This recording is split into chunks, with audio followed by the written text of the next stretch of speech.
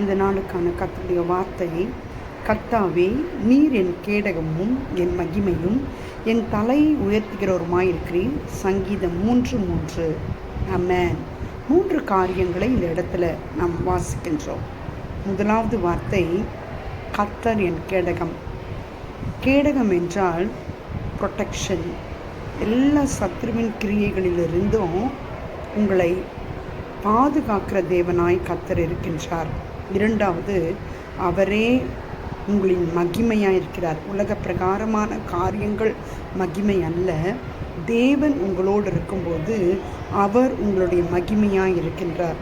அவர் உங்களுடைய மகிமையாக இருக்கும்பொழுது மூன்றாவது காரியம், அவர் என்ன செய்வார் என்றால் உங்கள் தலையை உயர்த்துகிறவருமாய் இருக்கிறார். ஆமென்.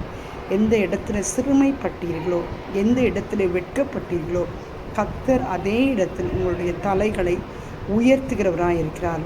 விசுவாசிக்கிறவர்கள் தேவனை மகிமைப்படுத்துவோம். ஏனென்றால் அவரே கேடகம், மகிமையும் தலையை உயர்த்துகிறவருமாய் இருக்கிறார்.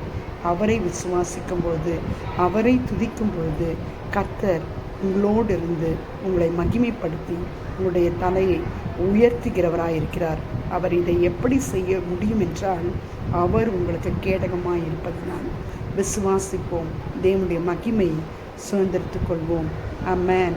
ஹல்லேலூயா. God bless you all.